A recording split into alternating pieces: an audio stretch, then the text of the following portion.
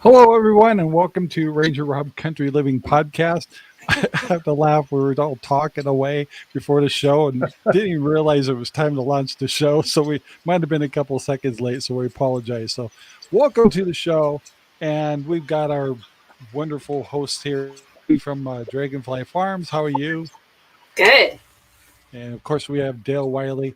We all took a vote, and he's not legendary. Good, good. That way the bar is set much lower and my performance can be much lower and there won't be a problem. Thank you. No problem. Yeah, it really stressed him. And so we had to lower the bar a little bit for him. So we're good. Some there. of my legends you don't want to hear about. So we all welcome They're everybody not to the show. not at all. We have too much fun here. So, I got to tell you guys, we will actually kind of become a family a little bit here. And we actually only see each other once a week, but we actually are doing things together on separate occasions for things for our different homesteads. So it's really fun to have this new family relationship we have. And so my point to saying that is we have a lot of people on Crooked River Ranch that watch us because I can't seem to go anywhere anymore without someone saying, "Aren't you Ranger Rob?" It's like, you. Anyway, and it's like, I don't. So I want to invite any of you guys to leave comments. Please enjoy. If you get to our shows on a live show, you can ask us questions, bring up comments or subjects to talk about live on the show. If you actually just catch us at the 6 o'clock, so we're always trying to be Thursday at 6 p.m. Pacific time. So if you can make it at the live show, you can actually talk to us live, and that's the part we really enjoy. If you catch the show, which most people do after the show's over, please still leave a comment because if we have something that was unique that was left in the comments, we'll definitely bring it up in the next show. So we do appreciate it. And I got to tell you, there's been so many nice comments from people that recognize me from the show. It's like, I just went to Home Depot yesterday. This guy, I've never seen him in my life. He's buying a whole bunch of stuff. He goes, "I watch your show every week." It's like, okay. Anyway, but he's super nice. And it's like, why don't these people make comments or talk in the chat? And I want to send that signal out is feel comfortable asking us stuff. Don't worry about your spelling. Don't worry about any of that stuff. We're down to earth. I'm the worst speller in the world, so you'll never hear me say a word about that. We're just glad that you got involved. So, Jack, welcome to the show. And Hi, Jack. So there's no stupid questions, and I don't think any of us are easily offended at all. Not at all. No, not a bit. I'm more offended when they don't talk to us. I mean, look at Rob and I. We got some gray hair. We make mistakes every day. So yeah. It's like when I had. So today was the big day for Mr. Cow to be processed today. So the guy gets here and I go, okay, let's get something straight right now. I have no idea what I'm doing. It's like, you'll have to tell me where you want to park the truck or how to do anything. So the guy gave me a big smile and he was super. So I want to give a thumbs up to the Cinder Butte Meats. Their processor guy was fantastic. Had lots of great questions about the show. And I told him, well, in 2 weeks you can see the show. But I didn't record very much at all. I just can't do that kind of stuff in YouTube. But they were super. But the other thing, I just want to make sure and let people know, if you're doing something unique in homesteading or prepping or anything like that, and you would like to be on the show, we would love to have you on the panel. It's not hard at all. You don't need to have special software like Zoom, and all you have to do is have a computer that has a camera and a microphone or a built-in microphone, and it'll work. And very simple. You just click on a link, and before you know it, you're on. So don't be intimidated by the software and stuff like that either. If you'd like to be on the show, we'd love to have you. Give us a heads up what you want to talk about. And of course, we have to kind of stay in the guidelines of YouTube and all that stuff. So if you come on to rant, that's a whole different thing. We got to be careful of algorithms and stuff. But so I want to make sure I brought that up. The other thing is some people may not realize, but I need to bring it up that we are located in Central Oregon, which is the east side of the Cascades. So we don't have green trees. We have dusty green trees. We live in high desert over here in Central Oregon, and the three of us are in a location, a very large location called Crooked River Ranch. And so all of us tend to have some acreage from 1 acre to 5 acres is typically the size around here. So that's kind of a little bit of origins of where we're at. And I just want to remind you one time that we always have the podcast on Thursdays at 6 p.m. So if you can catch us live, it's a lot of fun when you can interact with us. So do it. Give it a try. We'd love to have you. So I think I covered all the things I keep forgetting to talk about for the last 38 episodes. So anyway, guys, today's subject is what got me going. Plus, we were talking business last week a little bit.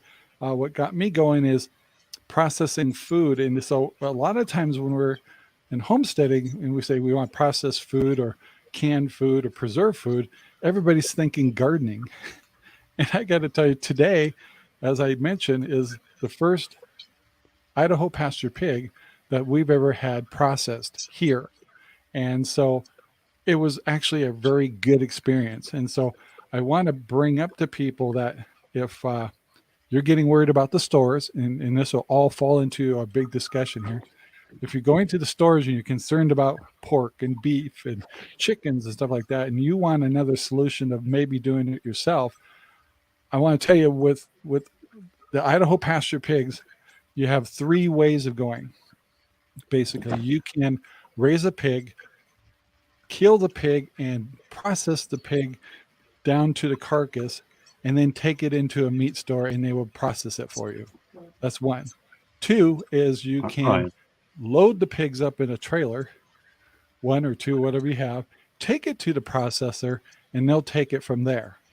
Or the 3rd one, to make it even easier, they drive right up to your yard, back up the truck, process the pig right there, and drive off with it. And then just basically give you a phone call later asking for your credit card. So it's as simple as that.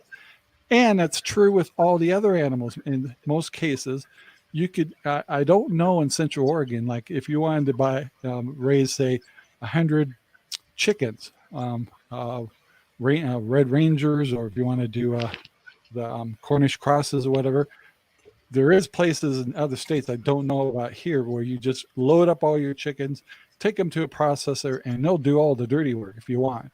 Or you can do what's called a chicken plucking party and have a bunch of friends over and pay them with chickens. So yeah, there's several ways to do it. But what I'm trying to pass on here is this can be easy, can be fun, and a solution to the problems we're having, at least now that we're starting to see in the stores of shortages and stuff like that. And so we also on this show, all in 1 hour, yes, sir, Bob, we're going to try to talk numbers a little bit here. So, and so I guess the first thing I want to do is stay in it up above a little bit and saying, guys, you can do this, and it can be easier. You may have what I'm trying to make sure is you don't have the paradigm in your head that, oh man, I'm going to raise a chicken. I got to take a hatchet and cut their head off and stuff. It's not like that. You can make it a very easy process, and it could be maybe you're up in age like Amy, and you don't want to do all that hard work. There's services that you can hire to do some of the stuff that you don't want to do anymore. And then young people like me and Willie, Dale. Sorry about that, Willie. I don't know where that came from. I'm legendary. I'm legendary. Come on, yeah, Mr. Legendary Willie. Oh, God. Anyway, we must be something wrong. We may want to do all this. So anyway, so that's kind of a point I wanted to bring up on the show. So I'm going to start moving it to our guests here. I guess with the comments I just got going here, let's kind of go on the whole board here and get your feedback on it. So let's start with Amy because we're polite here. Okay, and, ladies first, right? Yeah. Okay. So I was talking with my husband. We kind of have four, but three moneymaker things going on our homestead that I want to talk about. So the first one's real short. We've been, my daughter actually is quite the entrepreneur. I'm not sure where she gets it from, but she earned her own money to raise meat rabbits. And so I was trying to ask my husband about the numbers for meat rabbits. And this is a direct quote. He said, "Rabbits are so cheap, it isn't even funny." Yep. So they are a very lean meat. So they would not keep a person alive by themselves. However, they are a source of protein, and they will definitely add to a diet. So our rabbits go through, we have a lot of rabbits. As you know, rabbits produce and multiply quickly.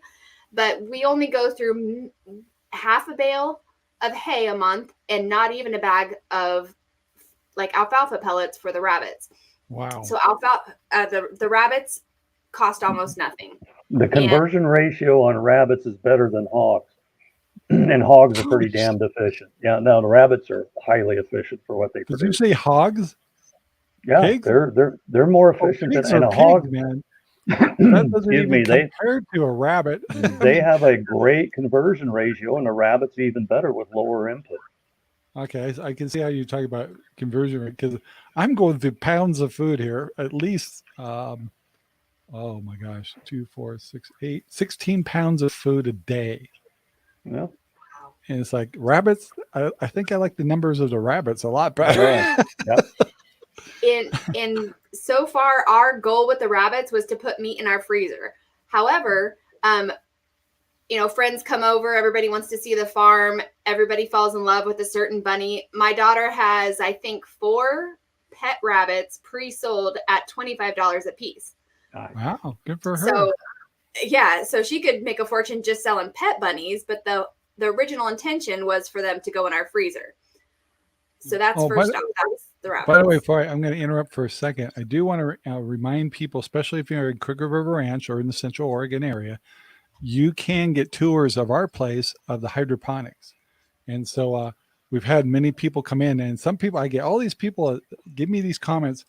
Oh, I want to come see it. I'm going to come do it. And he's like, can I do it? And you say, yes. And then they never follow up. I'm telling you, get off your duff. Give us a holler.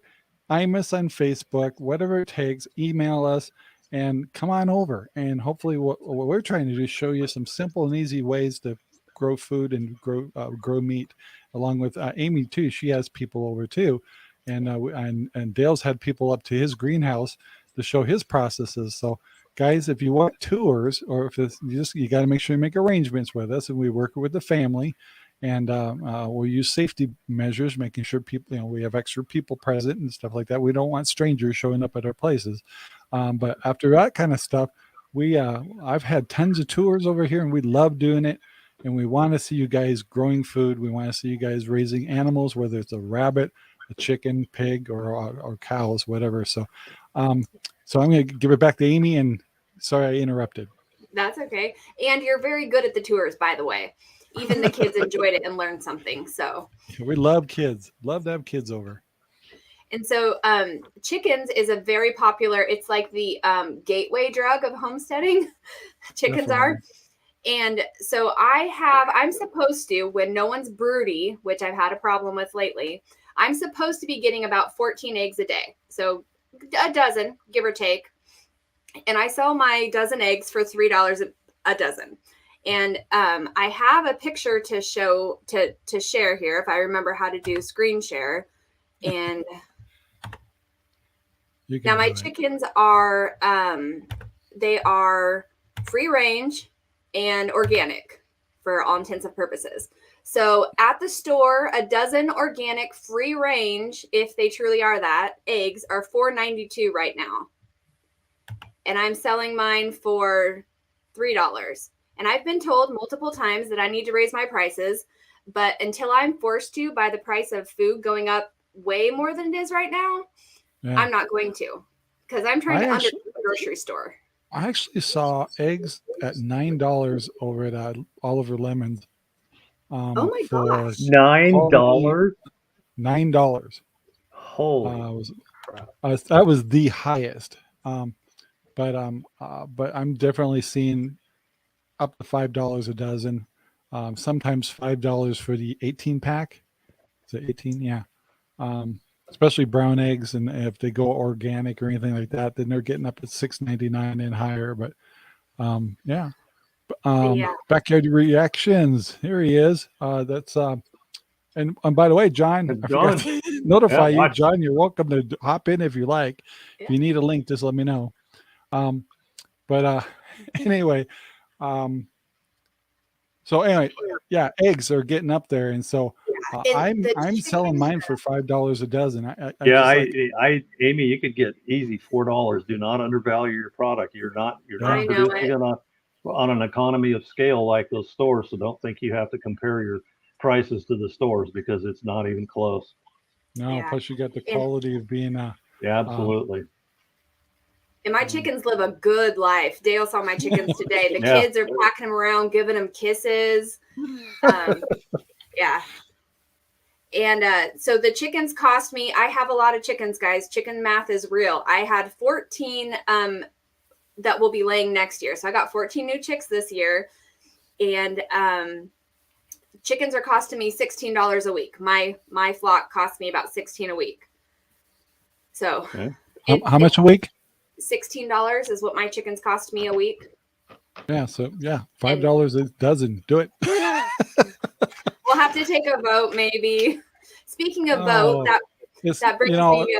It's one of the things I've been watching. A lot of farmers complain about is that, like, especially at farmers markets and stuff, someone will come in and undercut everybody in there and stuff, and all it's doing is actually hurting everybody in that room. Yeah, and it's not really driving. How many dozen eggs are you getting a week, Amy? If no one's broody, I should be getting upwards of 7 dozen. But the other thing about the eggs, besides selling them, which my girls better get it in gear, because I've had 3 new egg customers just this week. But it's one of those things. We're a family of 7 that live here. We're having like 15 family members over this weekend. I'm not selling eggs at farmers market this weekend. I'm sorry, guys, because I'm feeding the family, and that does come first. So you can always swing by my house, and I'll send you to the farmers market with our eggs. I'm willing to. I am. I'll charge whatever you want. So I just let you sell them for what you want to sell them, because we're doing all kinds of trades anyway. Okay. Well, you're on your exactly. Your cost on your eggs, just on your feed alone, is $2.29 a dozen and everything. So in the game, in the small farm game, you got to make twice that, so I mean, that's definitely be up there in the $4.50 range, type of thing. Oh, I might have to. I hate to, but well, you know what I mean? And that's just, don't let social media and the trends out there, determine the price for you. You've got a premium product there and everything else. If they want $3 eggs, they can go down to All Lemons and buy $9 eggs. I mean, they're not, whatever the deal is there. I mean, if, they're getting obviously, something that's cared for properly and is a much better product. It's a premium product, therefore they need to pay for it. And, at $2.29, you deserve, $1.50 out of that. Yeah. I'm going to write that down. I knew you were the math guy and that you would help me out. I'm not a math person. And I also don't buy the food. My husband does. So that's why we think out loud, so we can all help each other. Absolutely. So the last one that I'm kind of known for is Sweet Meatloaf, our milk cow. That's my main gig, is milking the cow twice a day. And we figured it up, and she costs us, just Meatloaf herself, which this was very hard math to do because I have 3 cows. And then we have horses that also eat the hay. So to try and figure out how much does she eat, how much does the horse eat, we figured it up. Meatloaf costs to keep about $40 a week. Okay. That's what Meatloaf costs. And I have been selling consistently 9 gallons of milk a week. And a gallon of milk is $8. I know Dale's writing. Yeah, well, I'm just punching my calculator. That's nothing wrong with that money. Yeah. And there again, I completely agree with that $8 a gallon price on that thing, Don. And if somebody wants to compare that, you say, "Oh, the supermarket." No, we're not even going to talk about that. There is no comparison there. You're buying a premium product, and everything else. And so, at 72, I mean, you're making $32. And you're just, you're basically kind of a food cost. These animals have to contribute to the ground that they're standing on and everything else like that. So you're right in there. And if we do talk about comparison with the milk, I have several, not to rub it in anybody's face because I'm all about being local with the neighborhood, but I have 2 of my milk customers that came to me from Hope Springs Dairy, which is actually a herd share program out of Bend. So and I know that they sell their milk for more than I do a gallon. But again, I'm not out to be the top dog or anything. Well, what's the price of milk in the store? I mean, I have to ask my wife. It's probably $4 a gallon. $4.50, something like that. And there again, we're talking about an economics of scale production type of a thing there. So, they can produce it a lot cheaper than you can, and they sell it like that. And we're talking completely different types of products here and everything. So they're automated with the big dairies. Yep. I get up every day somebody asked me once, from the time that I get up to when I'm done cleaning the milk machine and everyone's fed takes me 2 hours. That's chickens, that's prepping the cow, milking, cleaning the milk machine. It's 2 hours twice a day. So, and I got to bring this up about dairy though. So I was in Phoenix for quite a while, and we have a giant dairy place down in, I think it's Gilbert. Could be still Mesa. And then I just saw there's a little dairy place on the way to, if anybody local around here, if you take the back way to the garbage dump, right there by Cinder Butte Meats and go down there, there's a guy with I swear he's got 50 cows in like a quarter acre. And it's just a big mud hole. It's just disgusting. And down in Phoenix, same thing. Giant property, but it's a big smelly mud hole. And it's like, and I'm like, how can they possibly be making quality milk and processing it with quality with all that crap and dirt and all these things? I know they can't be cleaning their udders like all of the homesteaders do and all that stuff.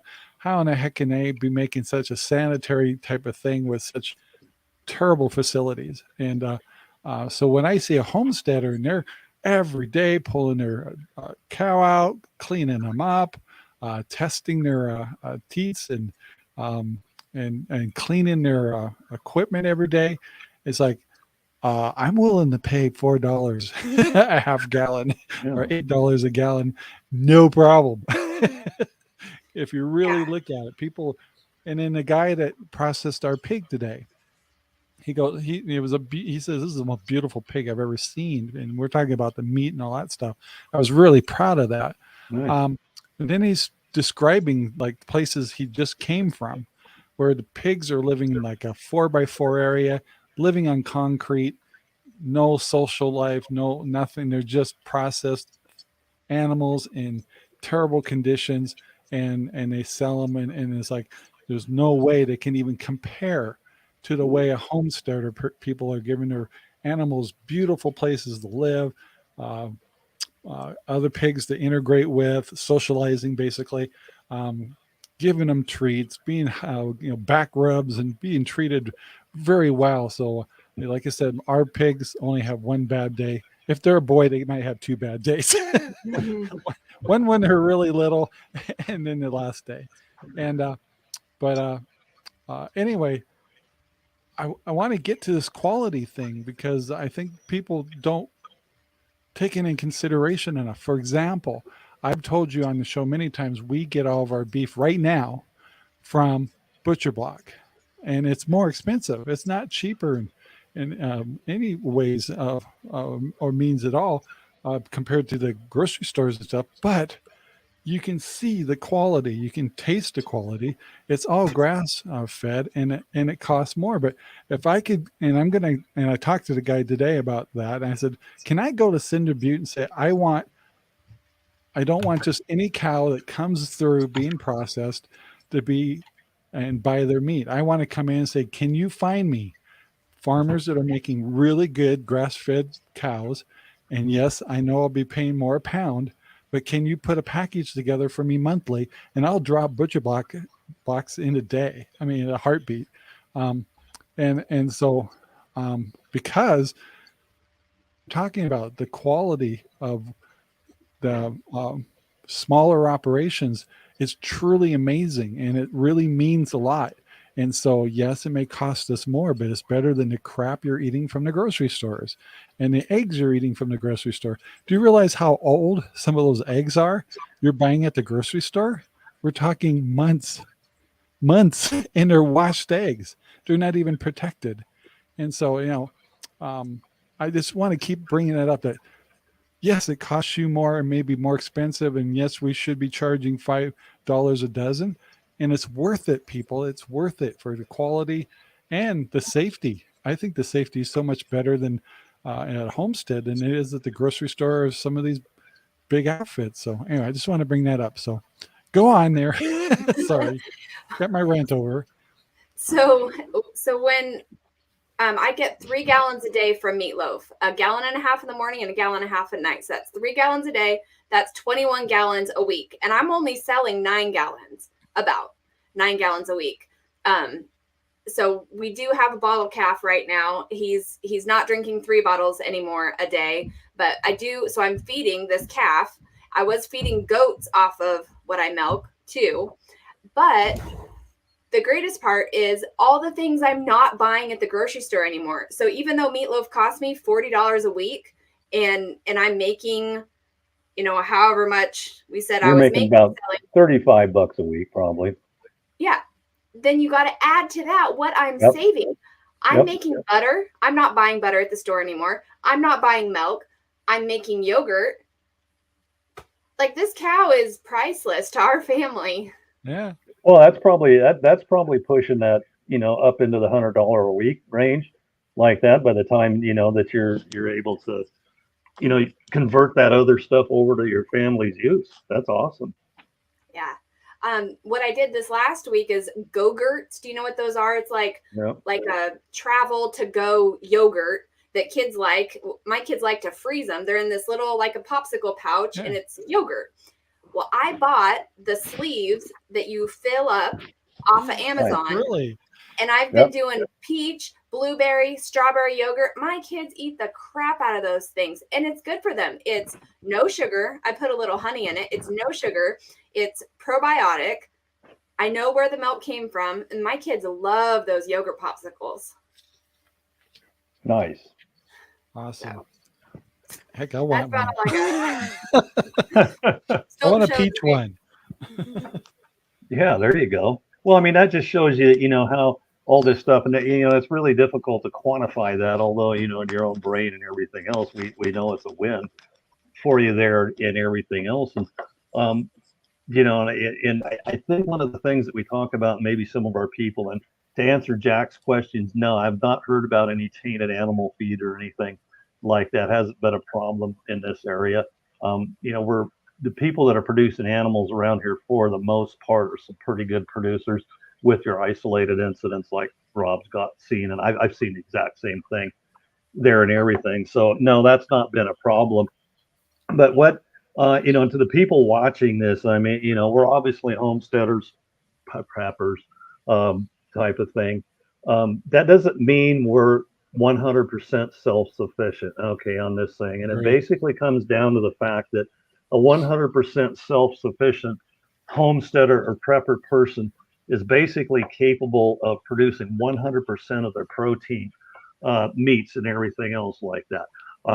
Rob's probably getting pretty close. I mean, a family of 4 needs about 800 pounds of protein, 880 pounds of protein a year. So, Rob's knock that down to 2. He's obviously 35% of the way there on that. And then if he does the meat chickens, that's going to bring that in here every more. So, you can break this down into classifications, and I'm just being an analytical nerd here on this thing, but I need to get this straight in my own head to understand how I'm going to do my own preps and everything like this. I'm not capable of producing any proteins whatsoever here on our property, size-wise, age and all that. It's just not going to happen. So we are buying those out, but we are sourcing those from local ranchers right now. The chicken and stuff we are kind of buying at the stores, and getting the sales and everything else like that. And the beef we buy from a local rancher and everything else like that. So unless you are up in Alaska and everything, and you've got this awesome growing season, you can knock your vegetables out.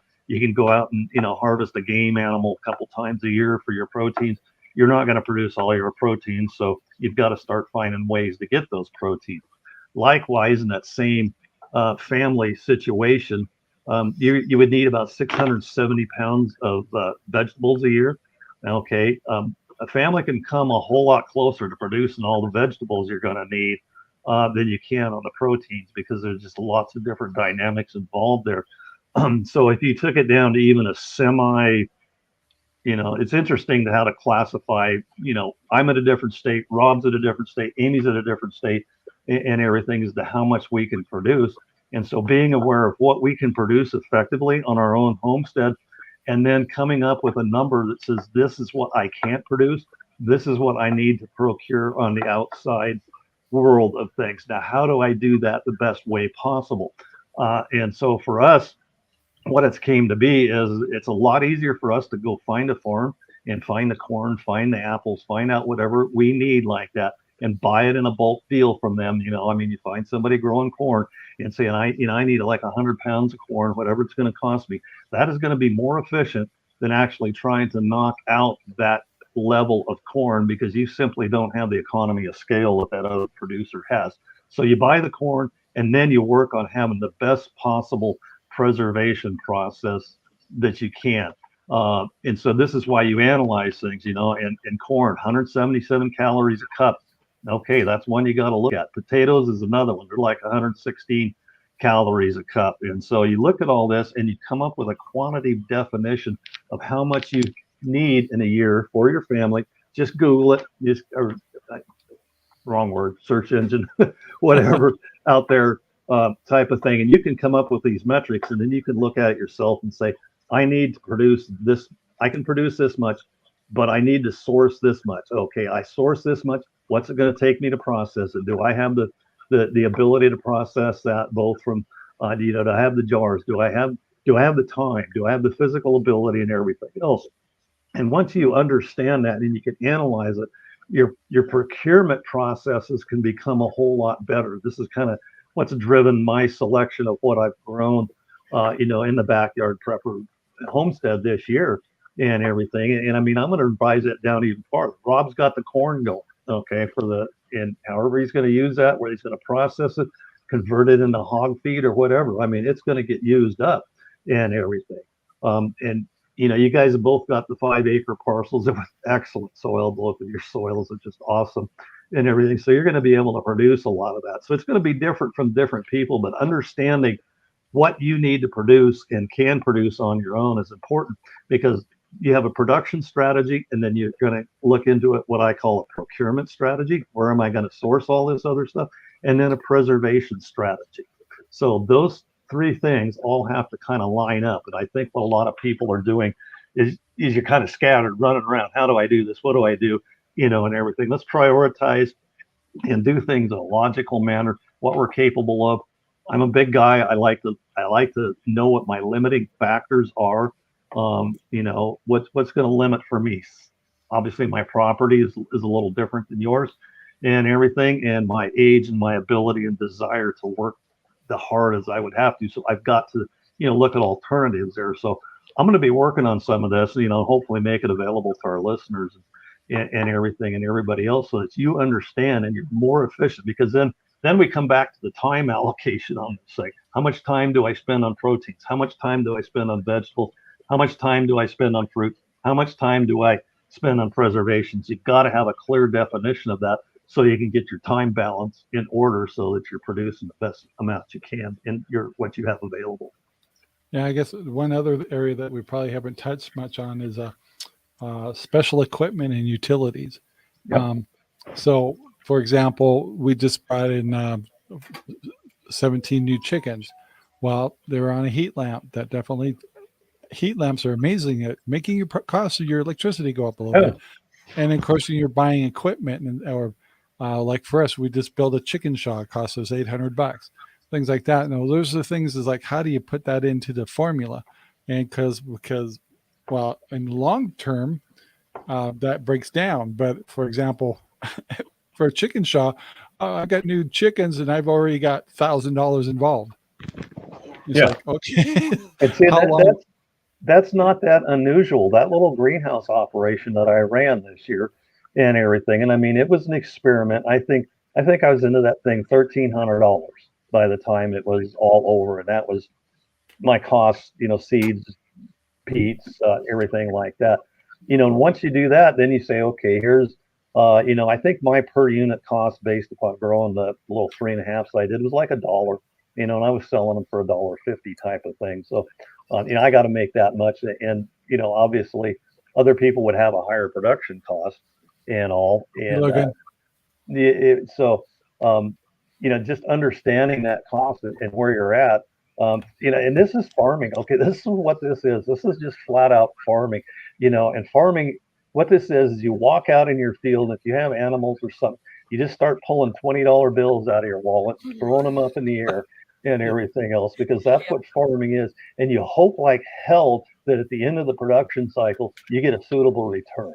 I've been doing this for 30 some odd years, and it has never changed yet. I was like, for us, our first year with the pigs, very costly because I had to build 2 shelters.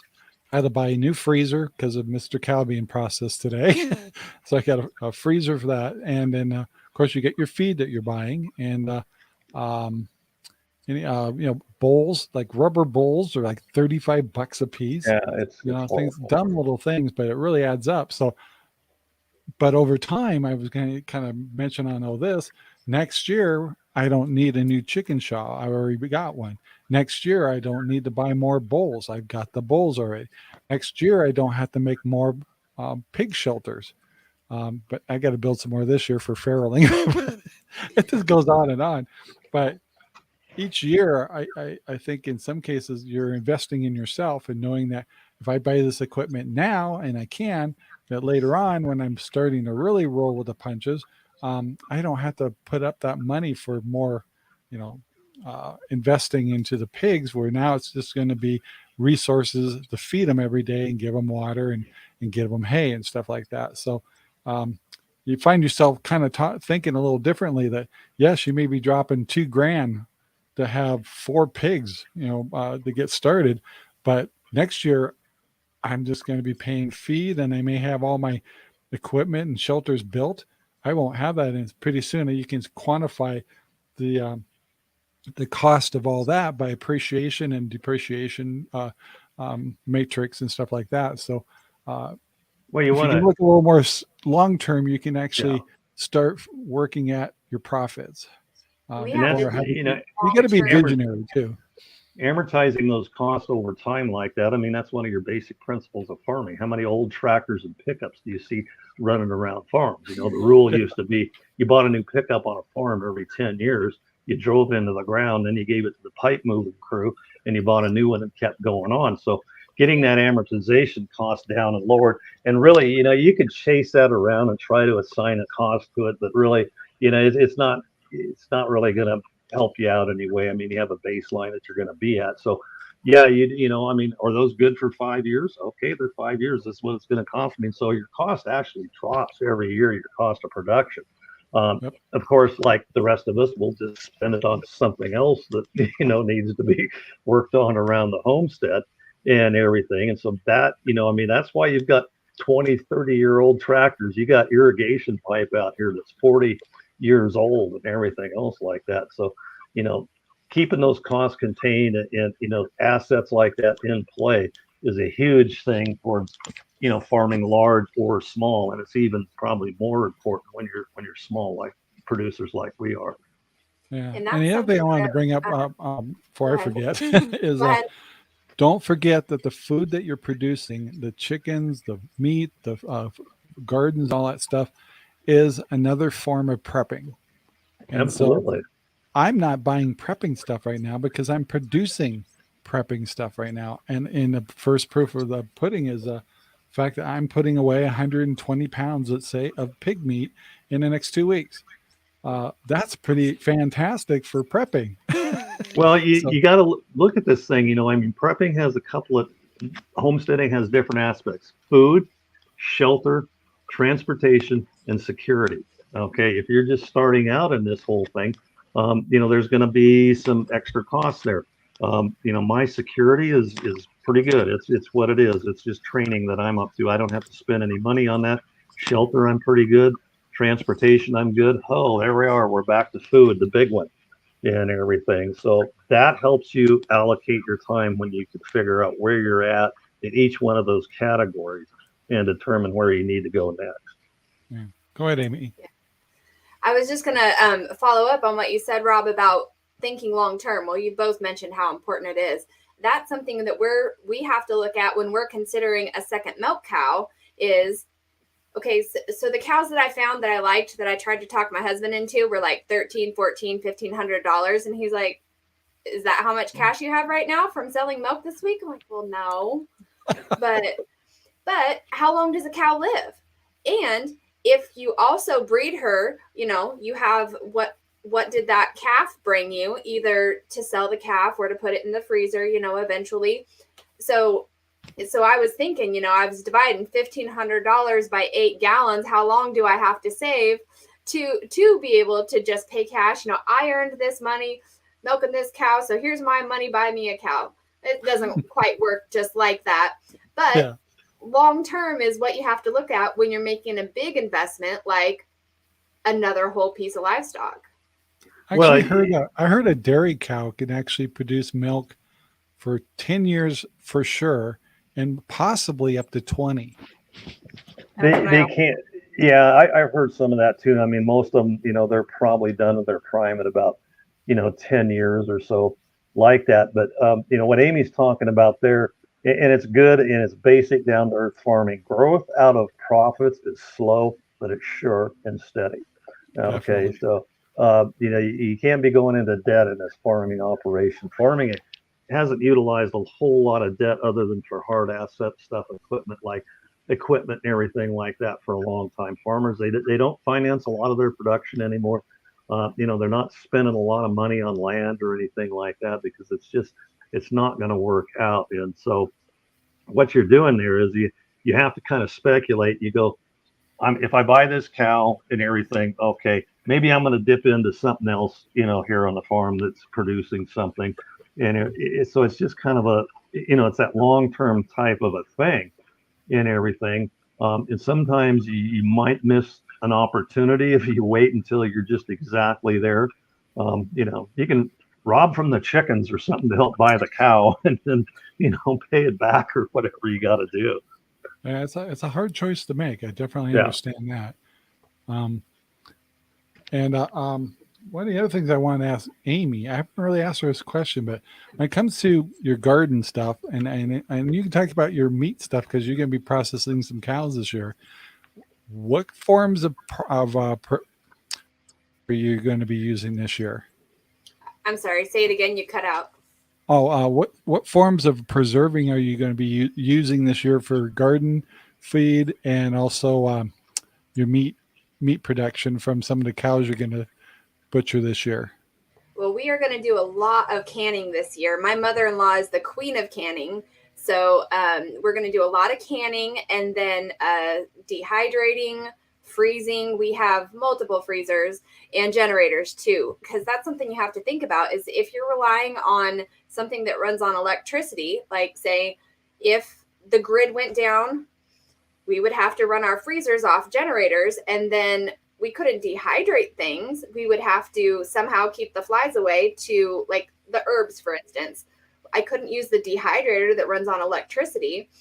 I would have to find a way to keep the flies away and use the sunshine to dehydrate things like herbs. But we're going to do a lot of canning, the freezer, dehydrator.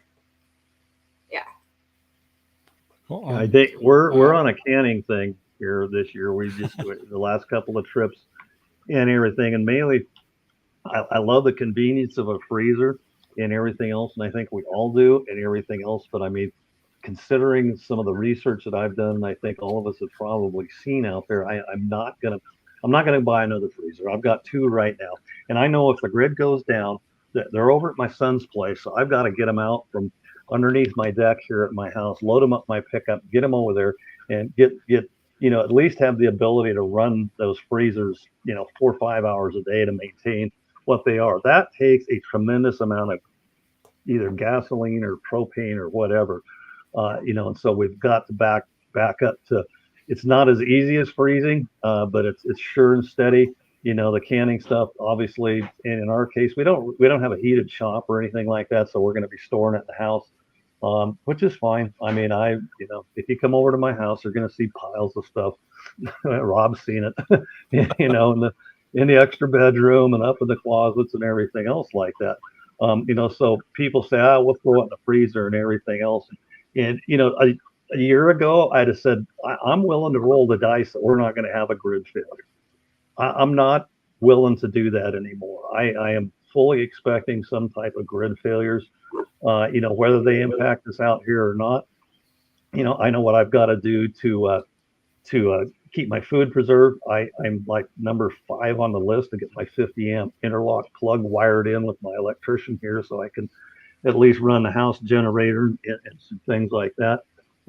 So yeah, this preserving is going to be really key to how you move along through this process. Freezing ain't going to do it. I mean, I stood in Fred Meyer yesterday, and Rob mentioned about the quality of that meat, and they had some bacon in there, and I don't know, it was like $14 a pound. That was it was like 95% fat. Okay.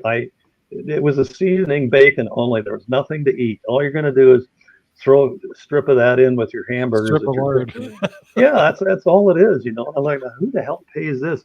And so that, cycles back to you talking about producing your own meats and everything else. And then I kind of walk down the freezer aisles and I look, and I'm like, this is $3.59 or $4.59 and everything else.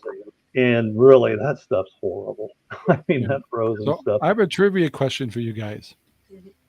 When it comes to freezers, what's better, an upright freezer or a chest freezer? Whatever you have already. Well, yeah, I mean, that's exactly what, Amy says there. When we moved over here to the ranch in 2019, I finally decommissioned a chest freezer that my parents bought in 1966 from Montgomery Woods. That damn thing sat on my back porch, and I walled it in and everything. I protected it from the elements over in the valley. That thing never missed a beat. It was plugged in for, this amazingly long time. I love the chest freezer. I've got a couple of uprights right now and everything. I'd do a chest freezer in a heartbeat over an upright. Yeah. And everything. And the answer that I've heard several times over time is chest freezers are better because every time you open an upright door, you're just pouring out the cold air. Yeah. So that brings me to my next question, trivia, is during brownouts or during electricity being out, should you check on your frozen goods in your freezer? What's the answer, Dale? Well, my answer, you ask yourself, do I have a way of generating electricity to keep this cold in this freezer? Can I run this? Let me catch you off there a little bit. The point I'm getting to is when your power is out, your best situation is do not open the door to your freezer for any reason whatsoever. Because you want to preserve the coldness in it. Chest freezers are definitely better because cold air, hot air rises, so your cold air will stay down. But these are just little trivias I came up with. But before I forget, let's not forget the hat. The hat. Okay. The hat. Here's the hat right here. And I just want to say, I really appreciate everybody in the comments tonight, everybody interacting and answering the trivia questions. You guys make it really fun. And we all appreciate you guys being here and commenting. We get tons of views, but a lot of them is after the show's not live anymore. And we can't get this live stuff. And but we do have a trivia. It's a prepper hat in a way. interaction hat. So yeah, it's an let's do this, interaction Pat. hat. So I pulled it out here and everything. This one says it's wintertime and a 100-year storm drops 2 feet of snow and below zero temperatures on you, and your power goes out. What do you do? Yeah, the power goes out. That's complete. What do you do? Me, I'd be dragging out a lot of generators. Okay, well, I mean, and generators are really limited in what they can provide us, it's to what we're used to. And I've learned a little bit of this when my electrician came up, was looking at where he's going to wire my interconnect switch in, and he's telling, I'm thinking I'm going to get by with an 8500. He's like, no, he says, get like a 10 to 12 to 15. Oh, It's going to 12 is cost. better. Yeah, this is going to cost you the money, but he says, don't bother with that younger stuff there. And then it comes down to the fact is I don't have an alternative heat source other than electricity. Well, my little buddy heaters and everything. I'd like to have a little different process than to be running propane into the house and everything, which is fine. But yeah, you got right there, and this comes down to the fact that the people that live up in Alaska, and I'm referring back to them, they usually have, the regular house they live in, and that little one off to the side and everything, the little tiny one, because when your big one burns down and you have no, ability to shelter, you've got to have some place to go. And so that's a definite emergency. And that's one of the reasons why we get the pellet stove, is because I can take a very small little generator that doesn't burn very much fuel and run my pellet stove off of that, just through the back door. And we always keep the generator outside, people. And then we have a 5,000 that we can connect to our well and also our all of our freezers. And so we can keep our water running. And I could tie in, I do have one of those systems on our house that I could tie in our generator, but I could only run very limited systems. But yeah, so that's been our battle plan so far. But I'd love to get a 1200 or 12,000. Yeah, you know what I mean? It's just one of those things. That's on my research list here. And then last but not least, before I forget, is if you have an RV, keep all your propane up and running and stuff, because you may end up finding yourself running into the bringing the whole family into the RV, because it is a house and you got propane to heat in there and you could cook and the whole works, and you could hold up there in a couple of days. So that is another alternative. So keep that in mind, that if you got an RV, you got a good investment. You do. And even if it's an older one, ours is a little bit older and everything, and it's fine. It's just going to sit down there because, if you got to run from a fire or something, I'm not running from a fire. I can defend myself here and everything. I want to address Logan's comment there, harvesting from the heat about 7 feet down. That's basically your root cellar concept. And I think that Diane and I had some conversations about root cellar today. I don't think we're going to build one. We're just kind of talking about how it would be. I think my son's probably watching this right now, and him and I had that same conversation a couple of weeks ago about root cellar. Definitely something you want to think about, but research it and do it properly and everything, because elements I don't know if you could dig deep enough around here without hitting rock.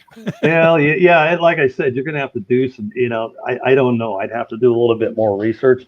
I do know back over in the valley, I could have probably built one pretty easy. It's a different soil type over there.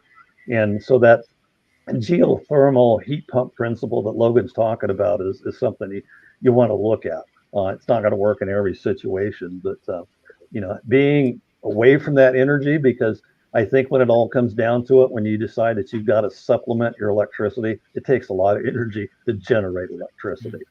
So last little thing I want to bring up for both of you to kind of address if something jumps into your head is, with having your gardens and having your pets and having, well, not the pets, but the work animals and stuff.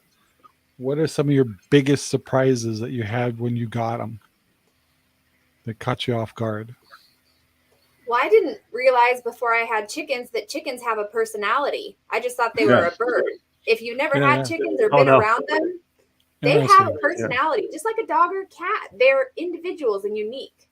Some are boring. I've had a few boring ones, but that's a good one. And you talk about chickens like that.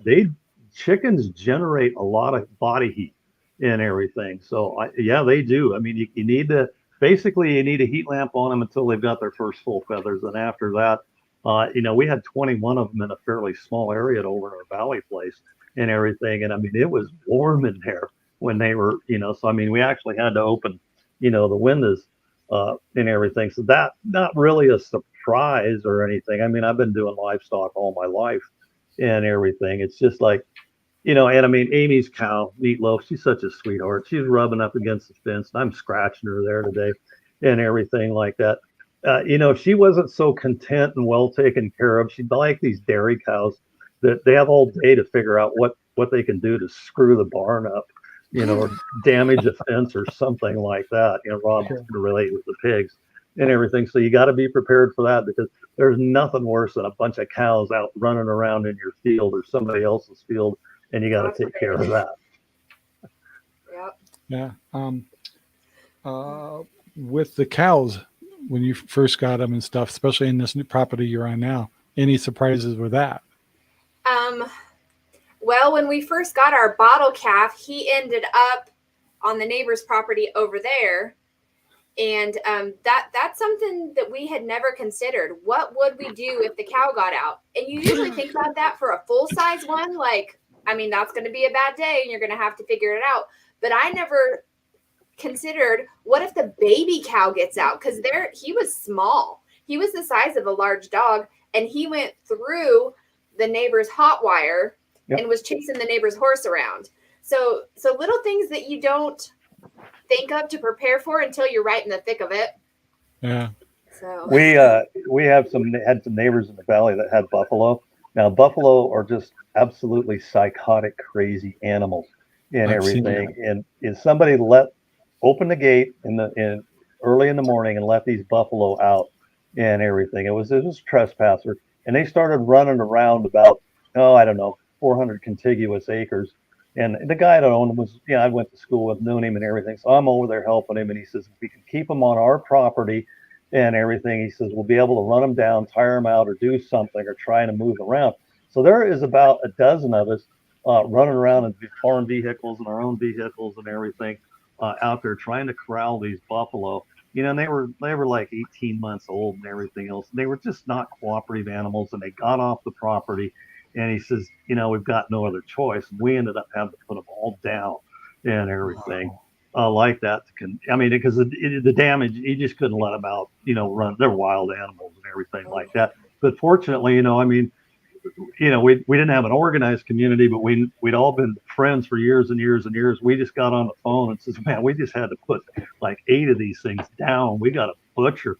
We ended up with like 20 people over there, processing these animals and everything. And he split the meat up, and give everybody meat and everything. That's what it takes to get that done sometimes. That was a pretty crazy day. I'll tell you that. I don't want to go through that again. So I need to give everybody a heads up. We're down to about a minute. All right. You needed my daughter's horse. My daughter's little horse, he loves to chase cows. That's what he did in Idaho. And boy, it's a happy day if he gets to chase a cow around. No, a buffalo is going to hurt the horse. I mean, it was something else. No. So guys, I'm going to cut us off here because we're really good at going over. Yeah. And first of all, if you want to interact with us, we'd love to have you. Try to get to the live shows. If you missed us on the live show, please leave comments below. If you're in the local area of Central Oregon or Crooked River Ranch, give us a holler or contact any of us from either DragonFly Farms or Dale. You can get a hold of him through me if you want. Yeah. If you ever want to see some of the operations that we're doing, we're still learning, but we still have a lot to share. So we're not experts, but we're YouTube experts. Absolutely. Only you. Yeah. So anyway, guys, please don't be afraid to contact us, and don't be shy. And if you'd like to be in the show or be interviewed and have something you think you'd like to contribute or show us, we'd love to have you on the show. So guys, with that, Amy, have a great day. You guys Thanks too. Everybody for listening and watching us. We appreciate it. Yes, for sure, guys. Till next time, we'll see you next Thursday at 6 p.m. And have a great day, everyone. Bye. Bye now. I just got to find the right button. Thank you very much for watching our video. Please take the time to like, subscribe, and share our videos. all over the whole wide world. Thanks.